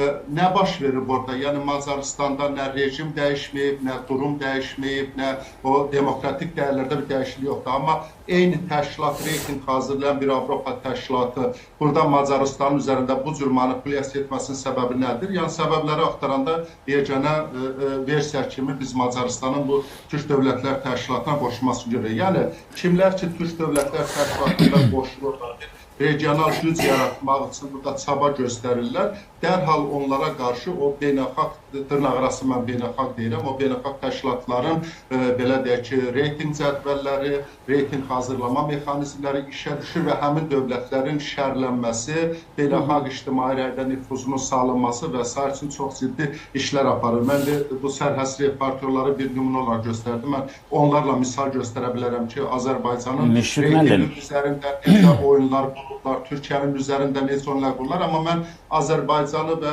Türkiyəni demirəm, nəyə görə zaten bizə qarşı uzun illər aparılan Başqa bir şey. Çox dəqiq məqama toxundunuz. Sosial media üzərindən ən çox, bax elə son sammiti deyirəm, hələ buna qədər nə olmuşsa, bunları qoyaq bir qırağa. Qazaxstana və Qırğızstana, eləcə də Özbəkistana qarşı hansı hücumlar aparılır? Məhz Türk Dövlətləri Təşkilatında olmaz. Hələ mən Macarıstan məsələsində, ümumiyyətlə Azərbaycanda da bəzi qüvvələr aydındır ki, bu informasiya hardan sızır və yaxud da hardan gəlir. Hələ məlum deyil ki, o Azərbaycandakı qüvvədir, yoxsa kənarda oturub Azərbaycanlı kimi təqdim edir. Macar nə vaxtın Türk oldu deyib, tarixə, həqiqətə söykəməyən fikirlər və yaxud da Qazaxstanda digər, yəni bütün bunlarla manipulyasiya eləmək istəyən bizim düşmənlərimiz var və biz buna hazırıq. Əslində Azərbaycan prezidenti də bu məsələyə toxundu. Əgər bu hələ informasiya savaşıdır, bundan daha dəhşətli kibertəhlükəsizlik məsələsidir və əgər biz bu riskə gediriksə, çünki dəhlizlər və dəhlizlərə xidmət etmək böyük riskdir, hərbi baxımdan da böyük riskdir, birbaşa təhlükəsizlik baxımından da, eyni zamanda informasiya texnologiyaları baxımından böyük riskdir. Onu qorumağı da bacarmalıyıq və ona görə Azərbaycan da, eləcə də bizim qardaş dövlət başçılarının da bax buradakı çıxışlarında bu məqam əsas bir şey. Çünki hamı əziyyət çəkir bu məsələdən. Çox dəqiq məqama toxundunuz və biz də Azərbaycan prezidentinin çox gözəl bir sözü var ki, o vaxt Ermənistan haqqında bu sözü deyirdi, amma mənə gəlir ki, ümumiyyətlə bütövlükdə düşmənlərimizə aiddir. Biz onlara cavab verməklə yox, iddiamızı qoymalıyıq ki, qoy bizə cavab axtarsınlar. Yəni bir qədər irəlidə olmağı bacarmalıyıq. Və bu mənada da Cavanşir müəllimin o dediyi elmi, texniki tərəqqiyə daha çox diqqət yetirilməsinin həm vaxtı yetişib, həm də əgər əskiyimiz varsa onu düzəltməliyik. O əgər əskiklərimiz çox təəssüf ki, Azərbaycanda da humanitar elmlərdə, Milli Elmlər Akademiyası səviyyəsində də var. Və bizim bu məsələlərdə də, humanitar elmlərdə də, dəqiq elmlərdə də bu yöndə işlərimizi yenidən qurulmasına da ehtiyac var. Mənə elə gəlir ki, bax bu ideyanın həyata keçirilməsi üçün, hətta bizim əgər sığorta, statistika, prokurorluq və digər qurumlarımızın, Türk dövlətlərinin miqyasında görüşləri keçirilirsə, birgə layihələr edilirsə, biz hələ Türk dövlətlərinin bir ensiklopediyasını yaratmaq haqqında düşünməliyik. Və Azərbaycan Milli Ensiklopediya Mərkəzi var və bunun reallaşması üçün nə lazımdır? Azərbaycan prezidenti bütün şəraiti yaradıbdır və həqiqətən möhtəşəm bina, möhtəşəm işlər görülməsi üçün zəmin var. Bax, bu yöndə işlər görməliyik və bu özü informasiya texnologiyaları dilində rəqəmsal bir ensiklopediyanın hazırlanması və bütün Türkiyə türkçələrində əlçatan olması da bizi birləşdirən məqamdır. Bu hələ bir hissəsidir görülən işin və sözsüz ki, burada mətbuatın da böyük rolu var. Əslində Hikmət müəllim də mətbuatın dilini bilən adamdır. Həm bu yöndən istəyərdim məsələyə yanaşaq. Həm də bayaq Müşfiq müəllim dedi, Avropa üçün də, elə təkcə Avropa üçün yox, elə bir çox ölkələr üçün də Türkün dövlətçilik təfəkkürü anlaşılan deyil. Onlar anlamırlar bizim dövlətçilik ənənəmiz və yaxud da təfəkkürümüz nədən ibarətdir. Yəni, nələrdə demokratiya var, nələrdə qətiyyət var, nədə barışmazlıq var, nədə güzəşt ola bilər, nədə ola bilməz. Bizim güzəştə gedə biləcəyimiz məqamlar üçün, məqamlar var ki, Avropa üçün qırmızı xəttdir, çünki anlamırlar. Və əksinə, və cənab Orban onu elə belə demədi. mən bir daha o sözü təkrarlamalı oluram, Avropanın düz ortasında olan bir dövlətin liderinin yəni verdiyi qiymət ən gözəl qiymətdir və bizim ümumiyyətlə dövlət əxlaqımız çox fərqlidir. Biraz bunu anlamaq onlar üçün çətindir. Mən anlayıram. Yəni o bilirsiniz o nəyə oxşayır? Elə bir ki, köhnə bir nəsil kompüterə yeni texnologiyanı istəyirsən tətbiq eləyəsən, yeni tətbiqləri o da götürmür də. Yəni götürənmir axı. Avropa təfəkkürü də bizim o anlayışımızı, həm də miqyaslı anlayışımızın bir çox məqamlarını götürə bilmir. Siz bu suala cavab verəcəksiniz, amma reklam fasiləsindən sonra icazənizlə.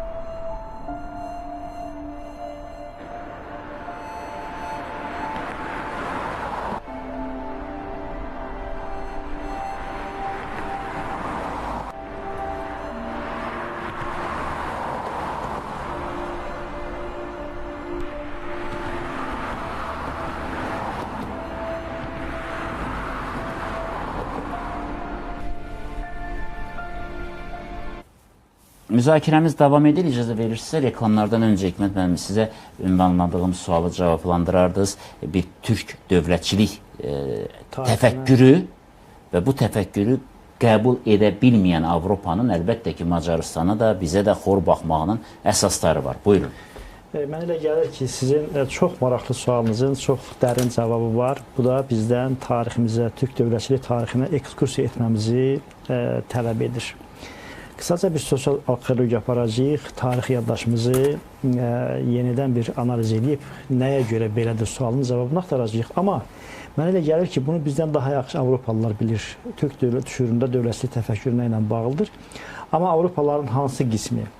Avropalılar gəlin burada iki yerə bilək. Bir, tarixi bilən, bütün dünya xalqlarının tarixini bilən, yazan və onu təhrif edərək yazan, Avropa kimliyini yuxarı qaldırıb, türk kimliyini aşağı salan tarixçilər. Avrosentristlər. Bunlar özləri bilirlər və nə iş gördüklərini də bilirlər. Bəli. Bir də var, bugün real siyasi münasibətlərə təsir edən ümumi Avropalı ictimai şuuru. Onlar bizə xor baxırlar və bunu izah edə bilmirlər, başa düşməkdə çətinlik çəkirlər. Çünki yuxarıda dediyimiz o elit Avropalılar onları o cür tərbiyə eləyibdir. Bu mənada Slav Avropalının günahı yoxdur. Azərbaycan prezidentinin bir fikirlə cavab verəcəm sizin bu sualınıza. Azərbaycan prezidenti çıxışların biri dedi ki, Azərbaycan xalqı dövlət qurmaq istedadına malikdir. İstedadına malikdir. İstedad nədir? Tanrı tərəfindən verilən bir bacarıqdır, qabiliyyətdir. Yəni, Tanrı bunu verməsə, bu dövləti qurmaq olmur. Dövlətçilik şuuru Tanrı tərəfindən türk etnik kimliyini kodlarına yerləşdirilibdir.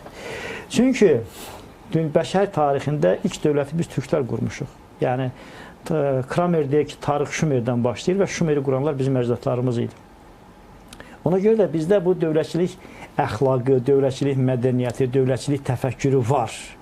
Və biz 5000 ildən çoxdur, bax, bu dövlətçiliyi qura-qura gəlirik. İndi hər bir siyasətin və hər bir milli mədəniyyətin, milli psixologiyanın, milli mentalitetin iki əsas ayağı var. Bunlardan biri ideoloji baza, iqtisadi baza, digəri isə sosial bazadır.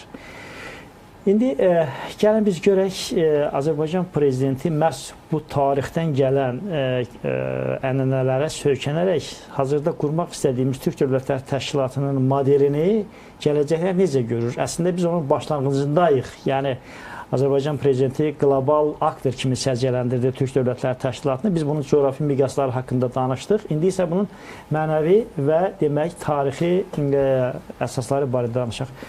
Burada yenə mən mövzudan çox kənara çıxmadan, mövzumuzu çox tarixləşdirmədən Türk dövlət başçılarının təkliflərinə diqqət yetirmək istəyirəm. Buyurun. Birincisi, Azərbaycan prezidenti dedi ki, 2026-cı ildə 1926-cı ildə keçirilmiş Türkologiya qurultayını, Türk dövlətlərinin 100 illiyini Türk Dövlətləri Təşkilatında keçirək. Bu məsələnin bir tərəf. Qardaş Özbəkistanın prezidenti dedi ki, biz 2026-cı ildə Əlişir Nəvai və Nizami Gəncəvi illərini keçirdək. Elədirmi? Qardaş ölkə Türkmənistanın prezidenti dedi ki, Qarabağ atları və Axaltəkə atlarının birgə demək tanıtılmasından bağlı və mədəniyyətimizin tərkibi hissəsi kimi təqdim olunmasından bağlı tədbirlər keçirdək və s. Bu nədən ibarətdir? Birinciyə qaydaq. Mən elə gəlir ki, 1926-cı ildə Bakıda keçirilən birinci Türkologiya qurultayından sonra bu qurultayda iştirak edən və türkçülüyü, mənəvi birliyimizi təbliğ edən alimlərin, ziyalıların böyük əksəriyyəti 37-ci ildə repressiya qurbanına çevrildilər. Azərbaycan prezidenti məhz bunu nəzərdə tutaraq onların xatirəsinə yad olunacaqdır, ən azından araşdırılacaq o dövr üçün bax belə bir təklif irəli sürdü. Çünki nədir? Bu Türk birliyinin sosial bazası və mənəvi bazası olmasa, biz bunu Türk Dövlətləri Təşkilatı kimi siyasi hüquqi təşkilatlamaya çevirə bilmərik. Burada ortaq identifikasiyadan söhbət gedir. 2021-ci ildə o danışdığımız ki, yeni nizamnamə qəbul edildi. Orada dil birliyi və etnik birlik əsas götürüldü. İndi bu dil birliyi və milli etnik birlik özünü dərkdən gedir. Ortaq milli identifikasiyadan gedir. Yazdığımız 34 hərfdən ibarət yaratdığımız yeni əlifbada buna xidmət etməlidir. Beynəlxalq Türk Akademiyasının yazdığı yeni türk tarixi də buna xidmət etməlidir. Türkologiya qurultayının 100 ilini keçirilməsi də buna xidmət etməlidir ki, siyasətçilərimizin həyata keçirdiyi bu siyasətin sosial bazası, intellektual bazası daha geniş olsun ki, xalqlar tərəfindən bu dəstəklənsin. Normal vəziyyətdə tutaq ki, bir Macarın özünü bir Azərbaycanlı da identifikasiya etməsi bir qədər çətindir və əlbəttə dediyiniz bayaq həm də əməkdar jurnalist kimi mənə xitab elədiniz, hörmətli Müşfiq müəllim dediyi məsələlər. Bunun da olmaması üçün əllərinə gələn hər şey edirlər. Bəli. Çünki demək bunu istəməyən qüvvələr var. Ona görə də məhz buradan başlayaraq biz dediyimiz mənəvi komponentləri də siyasi komponentlərlə bərabər irəli götürməliyik ki, bu ortaq identifikasiya nəticə etibarilə bu siyasətçinin siyasəti xalq tərəfindən dəstəklənməyəcəksə, məsələn Macarıstan baş naziri Türk Dövlətləri Təşkilatına gəlirsə, demək bunun elektorat bazası bunu dəstəkləməlidir ki, növbəti seçilən və yaxud başqa bir siyasətçi də buna həvəslənsin. Ona görə də bax bunun mənəvi komponentlərini biz gəlişdirməliyik, inkişaf etdirməliyik. Əslində səsləndirən təkliflər də bundan ibarətdir. Art dediyimiz hadisə bəzən də çox sadə görünə bilər ki, Türkmənistan prezidenti niyə artdan başladı? Mənə deyək ki, burada dərin bir məzmun var, dərin bir hikmət var. Bu birbaşa art bizim dövlət qurmağımızla bağlı olan birbaşa vasitədir. Və Türklərdə tarixən və təhlükəsizliyimizlə bağlı olan birbaşa vasitədir. Çünki atı biz hərbi vasitə kimi istifadə etməyik. Qədim türklər üzəngini kəşf etməklə və yəhəri kəşf etməklə atı döyüş vasitəsinə çeviribdir. Qardaş ölkənin Xalq Məclisinin sədri Qurbanqulu Berdiməhəmmədov bunu deyir. Yəni deyir ki, biz atla başladıq. Mən coğrafi miqyası göstərdim. Düzdürmü Qırğızstandan Ağdənizə qədər, Sibirdən Mərkəzi Avropaya qədər. Biz bu boyda məsafəni necə qət etdik? Atla qət etdik. At nəqliyyat vasitəsidir, kommunikasiya vasitəsidir. Böyük İpək yolunun qəhrəmanlarıdır atlar. Atlar bizim döyüş tariximizin qəhrəmanlarıdır və güclü Osmanlı dövləti milli atı Dədə Qorquddan gələn cinsləri saxlaya bilmədi. Amma biz saxladıq Azərbaycanlılar və Türkmənlər. Ona görə də mən elə gəlir ki, qardaş ölkənin Xalq Məclisinin sədrinin arxa dağın bir qürurlanmaq haqqı da var. Biz Axaltaki adlarını, Türkmen adlarını bu günə qədər qoruyub, qardaş Türkmen xalqı bunu qoruyubdur. Bir də bu var. Ona görə də məsələn Əlişir Navayi nə deyir? Əlişir Navayi türk dillərinin haqqında kitab yazdı. Bunu Hüseyn Bayqaraya təqdim etdi. Hüseyn Bayqara nə elədi? Hüseyn Baykara deyirlər. Hüseyn Baykara nə elədi? Kitab eşidir ki, hazır olubdur. Kitab təqdim olunacaqdır. Düz indiki liderlərimiz kimi Hüseyn Baykara deyir ki, Əlişir Navayi atam indirin. Kitabı əlində olsun. Mən piyada gələcəm onun hüzuruna. Halbuki hökmdar şairin qabağına, alimin qabağına piyada gəlməz. Əlişir Navayi saraya daxil oldu Hüseyn Baykara. Əlişir Navayi tez atdan düşməyə çalışdı. Qoymadılar. Dedilər, yox, bugün hökmdar sənsən.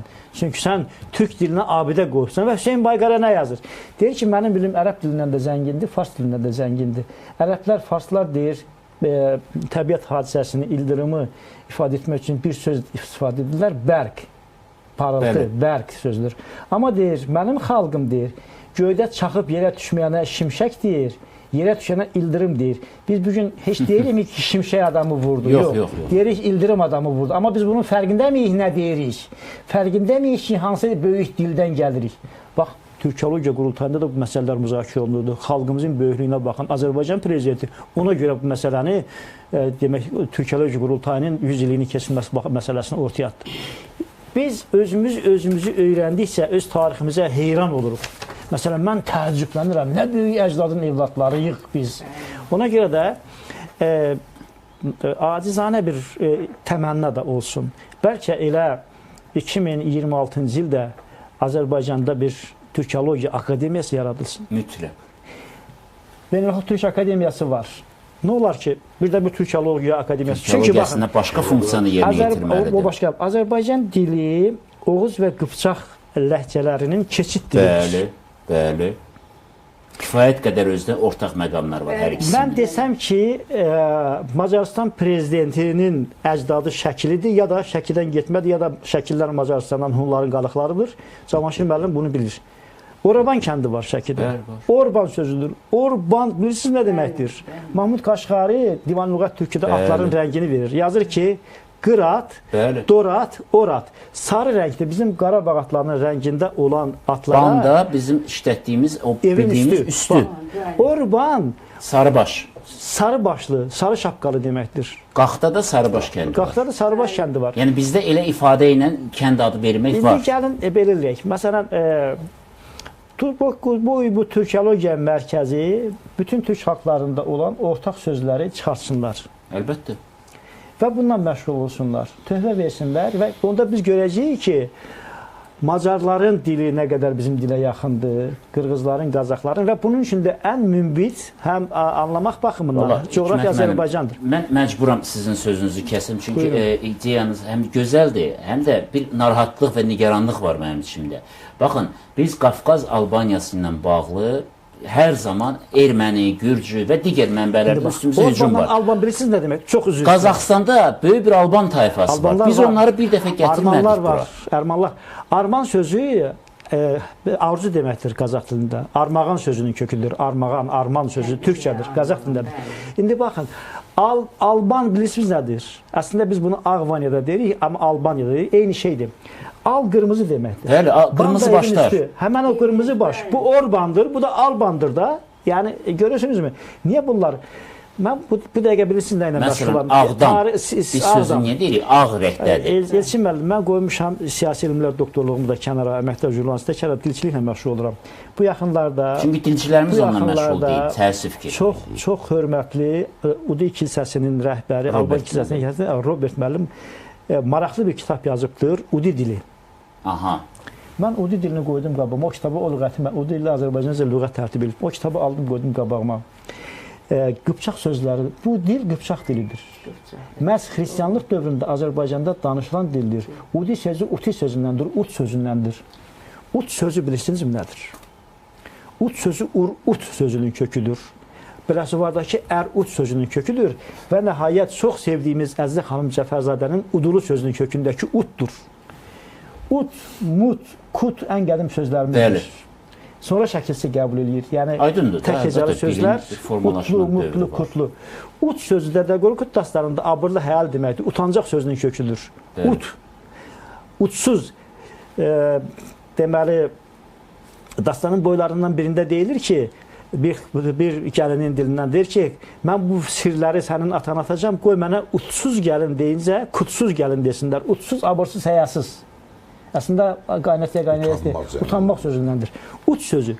İndi bax, bu uti sözü də ut sözündəndir. Aburlu, həyal deməkdir. Mən baxdım o lüğətə, hamısı qıpçaq sözləri. İndi mən onun müqayisəli təhlilini necə aparıram? Azərbaycan dilində qıpçaq dili ilə bağlı bir dilçi, bir əsəri yazıbdımı? Orta əsrlər Alban tarixindən bağlı yazıb, yazmayıb. Yüzbaşyanın Bəli. Erməni yüzbaşyanı Bəli. Biz də istifadə edirik ondan. Demək, kitabın adına baxın. Türk dillərində affiksal feil kitabı. Bəli. Belə üzr istəyirəm, bəlkə o qədər biraz intizamlı olum. Türk dillərində deməli affiksal feil. Affiksal feil bilirsiniz nədir? Hər hərəkət bildirir. Bəli. Feil məsələn var did feildir. Nə idi? Feildir. Didişdir. Hərəkətin tərzi. Mən oradakı lüğətdə, Yüzbaşyanın lüğətində qıpçaq dili. Həmən bu Robert müəllimin təhsil etdiyi lüğət eynidir. Qıpçaq türkçəsidir. Amma biz tariximizdən başlayırıq, bayaq türklərə deyirik. Səlcuqlular belə gəldi, Oğuzlar belə getdi. Və mənim Saki qardaşım oturub yanımda. Saklı. Bəs Saklı Məlik, Şöklü Məlik deyirik. Dədə Qorqud dastanında düşmənimiz kimdir? Xristian olduğuna görə müsəlman qardaşını da dalaşır. Şöklü Məlik, Saklı Məlik kimdir? Budur. Yeri gəlmişkən, Şöklü Məliyin Ağbaba bölgəsində qalalarının birinin yerləşməsi haqqında mənbələrdə yazılmışdı. Özü bunu ermənilər çox təəssüflə deməliyik ki, bu tərəfdə işləyiblər. Bir daha, cənab prezidentə minnətdaram ki, bu türkologiya məsələsini... Hörmətli Hikmət müəllimin sözünə görə, bayaq onu siz də dediniz. Əlbəttə, belə narazılıqlar olacaq, o fitnə fəsad saçanlar da çox olacaqdır. Özəlliklə Macarlarla bağlı. Bunlar ya bilmirlər, ya da bilmək istəmirlər, görmək istəmirlər. Cavanşir müəllim, Hikmət müəllim, yəqin ki, 100% bilirsiniz iştirakı. Neçə illərdə Macarlar böyük türk qurultayı keçirirlər. Mən bilirəm, əlbəttə, orada hətta parlamentdə fraksiya var. Bax, təsəvvür edin, bu özünü əgər türk hiss etməyən heç bir millətin nümayəndəsi qalxıb bunu elan eləmək. Köçəri oyunları keçirirlər. Hər yerdən dəvət eləyirlər. Azərbaycandan dəvət eləyirlər, Türkiyədən, Balkan türklərini dəvət eləyirlər. Qaqavuzları da dəvət eləmişlər. Noqaylara qədər keçəni yaparmışlar.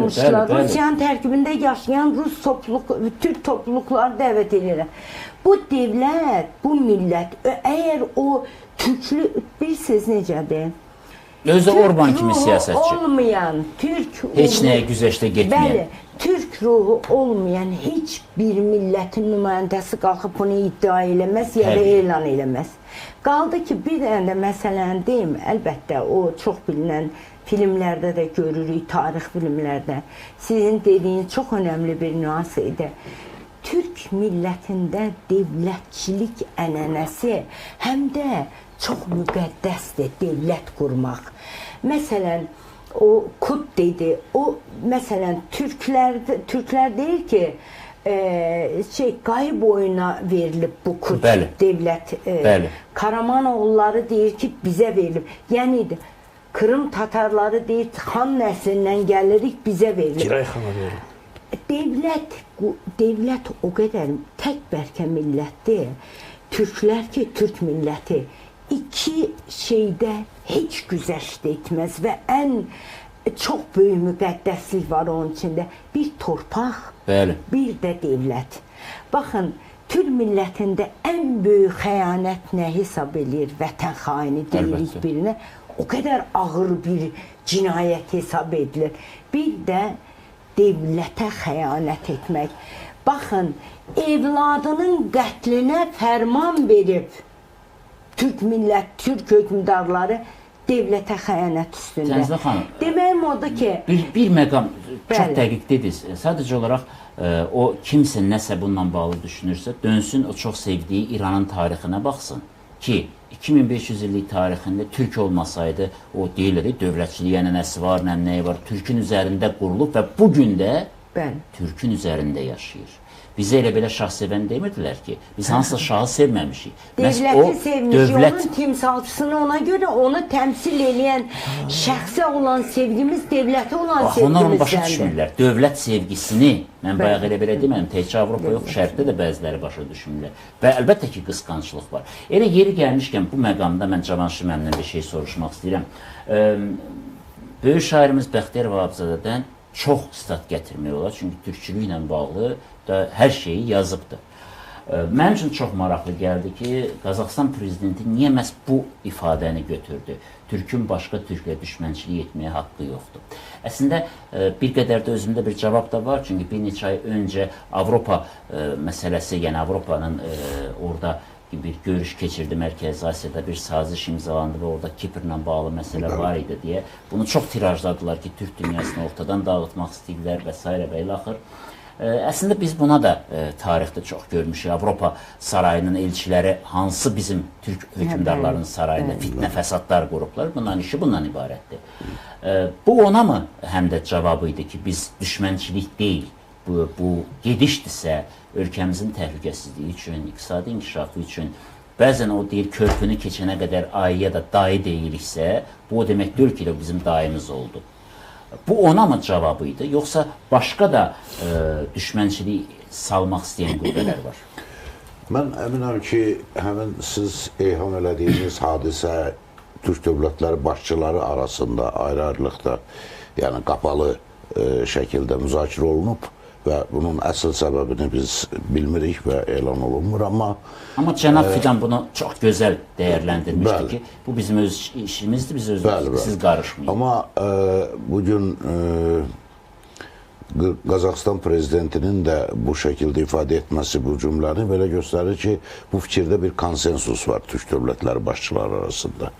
Bu hiss olunur və əlbəttə tarixin müxtəlif dövrlərində siyasi gedişlər müxtəlif ola bilir.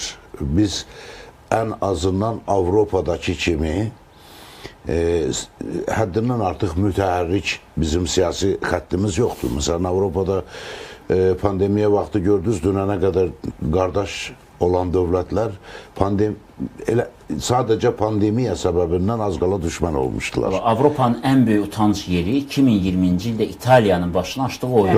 Bəli, buna görə utanmalıdır Avropa. Yalnız amma o dərəcədə yox, amma müəyyən tarixin müəyyən anlarında hansısa hadisəni biraz ertələmək, hansısa hadisəni biraz tələsdirmək bu siyasi məsələdir. Burada siyasi, hər bir dövlət siyasi, iqtisadi çıxarlarından çıxış edərək hansısa bir addım atır, amma əlbəttə bunun hər birisinin də bir izahı var. Amma Qazaxıstan prezidentinin məhz bu cümləni stat gətirməsi o deməkdir ki, bu cür addımlar mahiyyətinə varmağa ehtiyac yoxdur. Çünki genel planda Türkün başqa türklə düşmənçilik etməyə haqqı yoxdur. Yəni, o elan elədi ki, bizim prinsipimiz budur. Və Türk harada olursa olsun, dünyanın hansı yerində. İndiyənə qədər olan düşmənçiliklərin bugün fəsadlarını yaşayır. Çox təəssüf ki, Avropa saraylardan gələn fitnənin uyan hökümdarlarımız oldu. Və Türkiyə Cumhurbaşqanı Erdoğan'ın da çıxışında qeyd olundu ki, biz dünyanın bütün bölgələrində baş verən hadisələrə münasibət bildirməliyik. Yəni, ilk növbədə əlbəttə hər hansı bir ölkədə Türk dövləti olmayan bir ölkənin dövlətin ərazisində yaşayan türklər də eyni ilə müstəqil Türk dövlətlərində olan soydaşlarımız qədər Türk Dövlətləri Təşkilatı üçün əhəmiyyətlidir və vacibdir. Ona görə hesab edirəm ki, bütün bu münasibətlər Türk Dövlətləri Təşkilatının yeni çıxdığı yolda, yəni bu 12-ci zirvədən sonraki indi bəyannamə, yekun bəyannamə qəbul oldu, orada görüləcək işlər, atılacaq addımlar öz əksini tapıb, bu proseslərdə hamısı daha da praktikaya çevriləcək. Bir var nəzəri olaraq. Aydındır praktikaya çevirmək. Amma məncə Qazaxıstan prezidentinin dediyində bir məqam da var idi ki, yəni hazır olaq. Bax, bayaq Müşfiq müəllimin dediyi var. O hadisədə kimlər nə üzlərini belə deyək də ifşa elədilər öz əməllərini. Şübhəsiz bizim işimizdə bütün türk dövlətləri ərazisində mütləq başqa güc mərkəzlərinə xidmət edən qurumlar, Əlbəttə şəxslər var. çalışır, fəaliyyət göstərir, maliyyələşdirilir və s. Əslində Macarıstanla bizi daha çox bir-birinə yaxınlaşdıran və oxşar cəhətlərimiz də nədən ibarətdir? Məsələn, Macarıstan Orbanın siyasəti kənar müdaxilələri yol verməməkdir.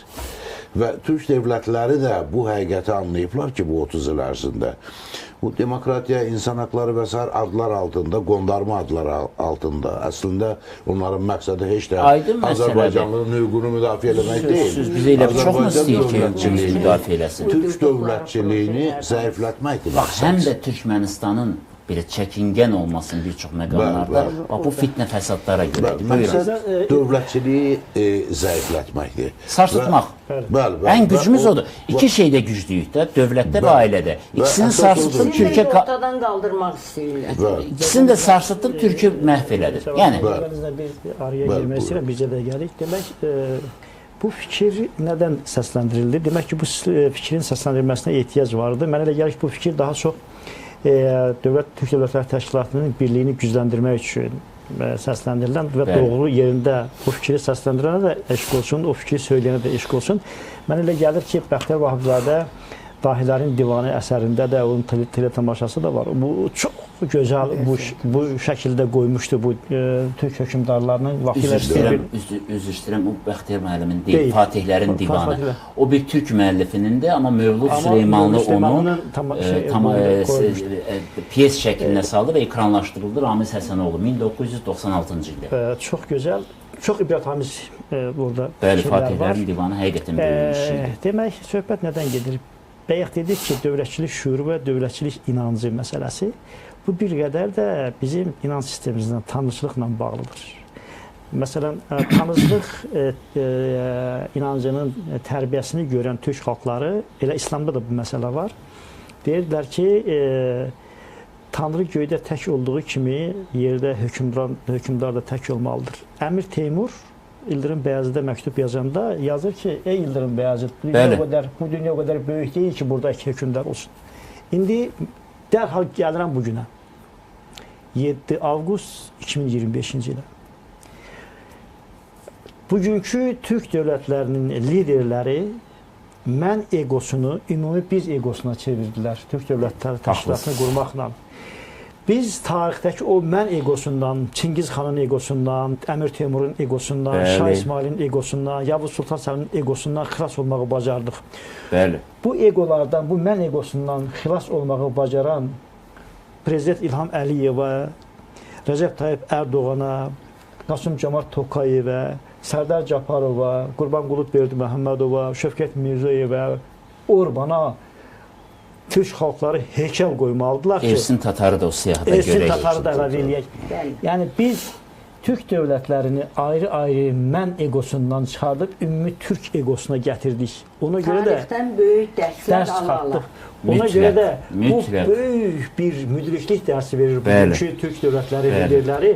Həm tariximizə müdriklik. Bu miqyasca tarixdə ilkdir. Həm də dünyaya. Ona görə mən deyim ki, həqiqətən də biz Qəbələdə böyük qələbəni yaşadıq. Türkün qələbəsini yaşadıq. Mən əslində hər birinizə təşəkkür edirəm. Müşfiq müəllim, çox üzürlü hesab edeyim, bizim vaxtımız məhduddur. Mənim ikinci sualım var idi sizə. Amma bir fürsət olarsa biz ayrıca bu mövzunu da bir müzakirə edərik sizinlə. Məsələlər həm çox genişdir və burada toxunulmuş, səsləndirilmiş və səsləndirilməmiş məsələlər var. Əslində biz bugün heç Türk Dövlətləri Təşkilatı plus formatının necə olacağı ilə bağlı vaxtımız olmadı müzakirəni eləyək. Halbuki bununla bağlı çox fərqli fikirlər var. Məsələn, mənim iradəm olsa əlbəttə mən Gürcüstanı da orada görmək istəyərəm. Çünki 500 minlik Borçalıda Azərbaycan türkü yaşayır. Qərbi Azərbaycan məsələsinə görə də Ermənistan da ən azı burada bir yer almalıdır. Hər halda bizim ləyaqətli şəkildə vətəndaşlarımızın öz tarixi torpaqlarına qayıdışını təmin etdikdən sonra. Çünki Türk Dövlətləri Təşkilatı bir söhbət yeri və yaxud da fikir mübadiləsi yeri deyil. Praktik işin gerçəyə çevrilməsi, gələcək məsələlərin həlli istiqamətində bərabər addımlamaq məkanıdır. Burada bərabər olmağı bacaranın gələcəyi olacaq. Çünki Türkün işi gələcək qurmaqdır. Görüşərik.